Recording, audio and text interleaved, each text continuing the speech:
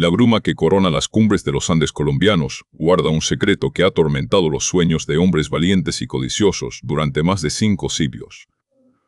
En el corazón de esta cordillera, donde el aire es escaso y el silencio solo es interrumpido por el susurro del viento entre los frailejones, nació una leyenda que cambiaría el destino de un continente entero. No comenzó como una ciudad de paredes de oro o una montaña de joyas relucientes, sino como una ceremonia sagrada, un acto de fe y poder que tenía lugar en las aguas gélidas y esmeraldas de la laguna de Guatavita. Imaginemos por un momento a un pueblo, los muiscas, habitantes de las tierras altas, que veían en el oro no una moneda de cambio o un símbolo de riqueza material, sino una ofrenda para los dioses, una representación física de la energía solar que permitía la vida. Para ellos, el oro era sudor del sol, y su entrega a las profundidades de la tierra era un ciclo necesario de gratitud. El ritual era imponente. El nuevo heredero del cacicazgo, desnudo y ungido con aceites pegajosos, era cubierto totalmente con un finísimo polvo de oro hasta convertirse en una estatua viviente que brillaba bajo el primer rayo de la aurora. Este hombre, el Zipa, subía a una balsa de juncos cargada de tesoros, esmeraldas y figuras de oro llamadas tunjos, y se adentraba en el centro de la laguna circular. Allí, ante la mirada de miles de súbditos que entonaban cánticos desde las orillas, el hombre dorado se sumergía en el agua, dejando que el metal precioso se hundiera en el lecho lodoso, mientras los presentes lanzaban sus propias ofrendas al abismo. Este acto de devoción pura fue el germen de la obsesión más destructiva de la historia moderna. Cuando los primeros exploradores españoles llegaron a las costas del Caribe, escucharon fragmentos de esta historia entre las tribus locales, quienes hablaban de un gran señor en las montañas que se cubría de oro. Para los europeos, que venían de una España empobrecida y sedienta de gloria tras la Reconquista, el concepto de un hombre dorado se transformó rápidamente en la imaginación popular en una ciudad dorada. La semántica del mito evolucionó con la velocidad de un incendio forestal. Ya no buscaban a un líder espiritual, sino a El Dorado, un reino donde las calles estaban empedradas con lingotes y los techos de las casas resplandecían con la luz de 1000 soles. Esta distorsión fue el motor que impulsó a cientos de hombres a adentrarse en territorios desconocidos, desafiando selvas impenetrables, enfermedades mortales y la hostilidad de una naturaleza que no los quería allí. La tragedia del Dorado es que fue una verdad que se convirtió en mentira para justificar una búsqueda que no tenía fin, un espejismo que siempre estaba más allá de la siguiente montaña o al cruzar el próximo río caudaloso. La primera gran expedición formal que intentó desentrañar este misterio fue liderada por Gonzalo Jiménez de Quesada en 576. Quesada, un abogado convertido en soldado, partió de Santa Marta con 800 hombres, caballos y una determinación férrea. Lo que siguió fue una odisea de proporciones épicas y horrores inimaginables. Los expedicionarios se enfrentaron a la selva del Magdalena, un infierno verde donde los caimanes acechaban en las orillas. Los insectos transmitían fiebres que hacían delirar a los soldados y los jaguares se llevaban a los centinelas en mitad de la noche. El hambre era tan extrema que los hombres masticaban el cuero de sus escudos y las suelas de sus botas para engañar al estómago. De los 800 que partieron, solo unos 170 lograron ascender a las tierras altas de Cundinamarca. Allí, en lugar de una ciudad de oro, encontraron la sofisticada civilización muisca. Aunque los españoles lograron saquear tesoros considerables y someter a los caciques locales, la cantidad de oro encontrada no sació su sed. Al enterarse de los detalles exactos del ritual de Guatavita, se dieron cuenta de que el oro no estaba en las casas, sino bajo el agua. La laguna, sin embargo, se resistía a entregar sus secretos, y la ambición de los conquistadores pronto se centró en la idea de que Guatavita era solo una muestra pequeña de un imperio mucho más grande situado en algún lugar más profundo de la Amazonía. En este punto de la historia, el mito del Dorado comenzó a fragmentarse y a desplazarse geográficamente. Mientras Quesada consolidaba su poder en el nuevo reino de Granada, otros capitanes como Sebastián de Belalcázar y el alemán Nikolaus Federmann convergían en la misma meseta, todos buscando la misma fuente de riqueza. La tensión entre estos 3 ejércitos, hambrientos y harapientos pero armados hasta los dientes, casi termina en una guerra civil en el corazón de los Andes. Finalmente, llegaron a un acuerdo diplomático para fundar la ciudad de Bogotá, pero el virus de la búsqueda ya se había extendido por todo el continente. Los rumores empezaron a señalar hacia el este, hacia las llanuras infinitas del Orinoco y las densas selvas que hoy comparten Venezuela, Brasil y Guyana. Se decía que los supervivientes del Imperio Inca, tras la caída de Atahualpa, habían huido hacia la selva con toneladas de oro y habían fundado la ciudad de Manoa en las orillas del lago Parime. Esta nueva versión del Dorado era aún más grandiosa y atrajo a figuras como Francisco de Orellana, quien terminó descubriendo el río Amazonas casi por accidente mientras buscaba el país de la canela y el oro eterno. La expedición de Orellana es un testimonio de cómo la búsqueda del Dorado podía llevar a descubrimientos geográficos monumentales nacidos de la desesperación. Separado del grupo principal liderado por Gonzalo Pizarro, Orellana y sus hombres se dejaron llevar por la corriente de un río que parecía no tener fin.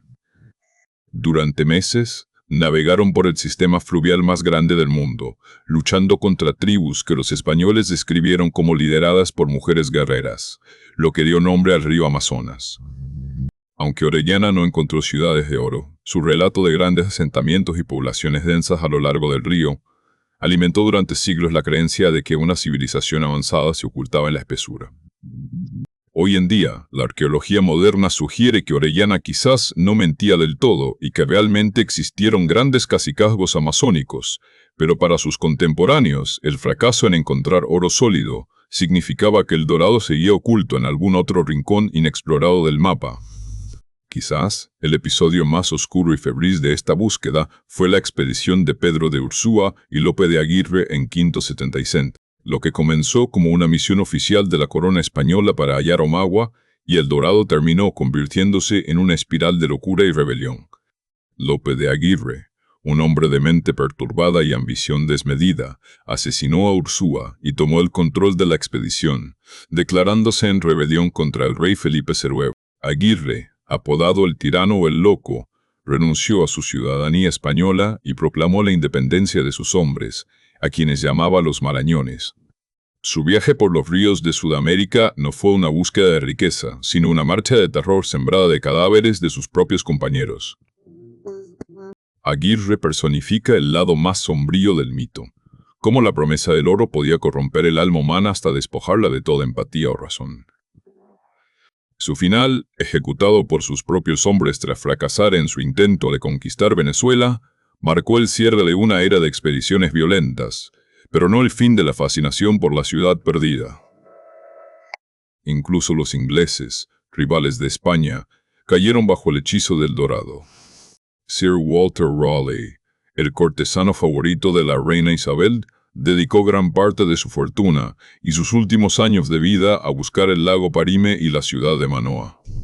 Raleigh estaba convencido de que al encontrar este reino no solo enriquecería a Inglaterra, sino que también ganaría un aliado poderoso contra los españoles.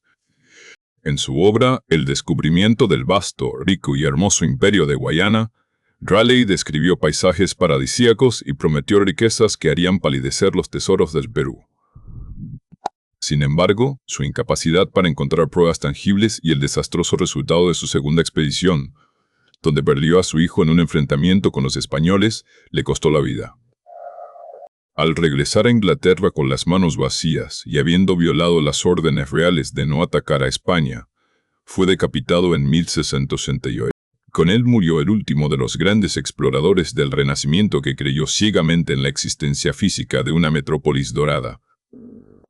A medida que el siglo XVIII citó del ticios, citó del diecisie, ese del timo venios, avanzaba en el porfiro, avanzaba en el mito, comenzó a transformarse en un desafío técnico y científico. Y si el oro estaba en la laguna de Guatavita, la solución parecía simple pero monumental, había que drenarla. El primer intento serio lo realizó Lázaro de Sepúlveda, un mercader bogotano que empleó a miles de indígenas para cavar una brecha en el borde de la montaña que rodea la laguna. El nivel del agua bajó unos 20 metros. Revelando algunos objetos de oro y esmeraldas valiosas, pero el colapso de las paredes de la brecha detuvo la operación y mató a muchos trabajadores. El tesoro recuperado, aunque impresionante, apenas representaba una fracción de lo que la leyenda prometía. Años más tarde, Otros emprendedores, incluyendo compañías británicas con maquinaria de vapor en el siglo X, intentaron secar completamente el lecho de la laguna. Lo que encontraron fue una capa de lodo tan espesa y compacta que al secarse se volvía tan dura como el cemento, atrapando cualquier tesoro bajo metros de sedimentos imposibles de excavar con la tecnología de la época. Es fundamental reflexionar sobre lo que El Dorado significó para los pueblos indígenas. Para los muiscas y otras tribus de la cuenca del Amazonas y el Orinoco, la llegada de los buscadores de oro fue una catástrofe sin precedentes. No solo fueron sometidos a trabajos forzados en minas y expediciones, sino que su cosmogonía fue completamente ignorada. Los españoles veían los objetos sagrados como metal que debía ser fundido en lingotes para pagar las deudas de la corona o financiar guerras en Europa. Para el indígena, el objeto tenía un espíritu, su valor residía en la forma, en el propósito ritual y en su conexión con los ancestros. La destrucción de ídolos y la profanación de lugares sagrados en nombre del dorado provocó un trauma cultural que aún resuena en las comunidades actuales.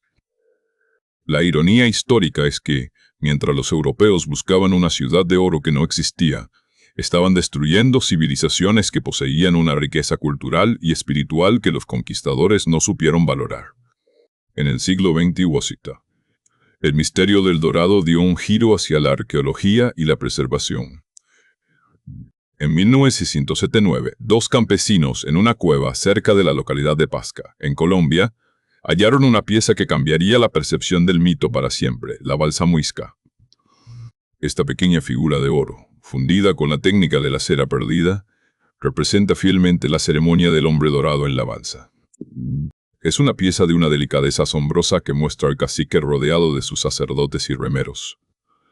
Este hallazgo confirmó que la leyenda tenía una base histórica real, aunque no en la escala monumental que los españoles habían imaginado. La balsa se convirtió en la pieza central del Museo del Oro en Bogotá, un recordatorio de que el dorado nunca fue un lugar, sino un evento, un momento de comunión entre el hombre y sus dioses.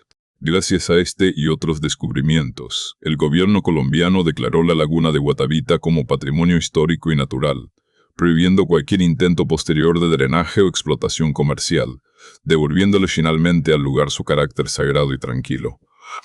Hoy en día, el dorado sobrevive en la cultura popular como una metáfora universal de la búsqueda de lo inalcanzable. Ha inspirado películas, libros, videojuegos y canciones, convirtiéndose en un símbolo de la ambición humana que no conoce límites. Pero si miramos más allá del brillo del metal, la historia del dorado nos ofrece una lección sobre la percepción y el deseo. Los conquistadores proyectaron sus propias ansias de riqueza sobre un paisaje que no comprendían. Vieron oro donde había fe.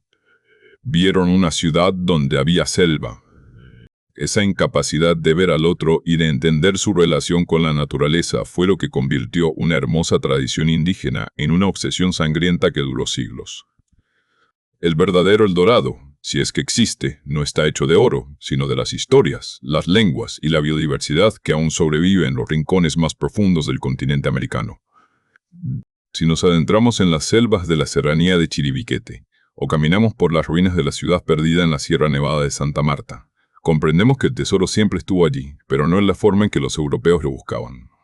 El patrimonio arqueológico y biológico de Sudamérica es el verdadero legado de aquellos tiempos. Cada vez que los científicos descubren un nuevo geoglifo en el Amazonas o un antiguo sistema de canales muiscas, estamos encontrando un fragmento de ese mundo que se intentó fundir en lingotes. La verdadera ciudad dorada es el conocimiento acumulado de pueblos que supieron vivir en armonía con uno de los ecosistemas más complejos del planeta durante milenios. La persistencia del mito también nos habla de la esperanza. A pesar de los fracasos, de las muertes y de la evidencia científica, el ser humano necesita creer que existe algo extraordinario oculto a plena vista. Esa curiosidad es la que nos ha llevado a explorar los océanos y las estrellas. El dorado es el motor de la exploración, la chispa que nos hace cruzar la frontera de lo conocido. Sin embargo, la historia nos advierte que esa búsqueda debe ir acompañada de respeto y sabiduría. La tragedia de los hombres del siglo XVI fue buscar la riqueza destruyendo la fuente de la misma. Al final de la jornada, la laguna de Guatavita permanece allí, bajo el cielo andino, reflejando las nubes en sus aguas oscuras. El oro que queda en su fondo, si es que queda algo, ya no pertenece a los hombres, sino al tiempo y a la tierra. Para concluir este recorrido por la leyenda más fascinante de América, debemos entender que el dorado es un espejo. Refleja lo mejor y lo peor de nosotros, nuestra capacidad para el sacrificio y la aventura, pero también nuestra tendencia a la codicia y a la ceguera espiritual. La historia del hombre dorado nos enseña que algunas cosas son más valiosas cuando permanecen ocultas, cuando se mantienen como un misterio que alimenta la imaginación en lugar de como un botín que se gasta. Al final, los muiscas tenían razón. El oro debe ser devuelto a la tierra para que el ciclo de la vida continúe. Y mientras el sol siga saliendo sobre los Andes y bañando de luz dorada las cumbres de las montañas, la leyenda del dorado seguirá viva, recordándonos que el mayor tesoro es la historia misma de nuestra búsqueda por entender quiénes somos y qué lugar ocupamos en este vasto y misterioso mundo.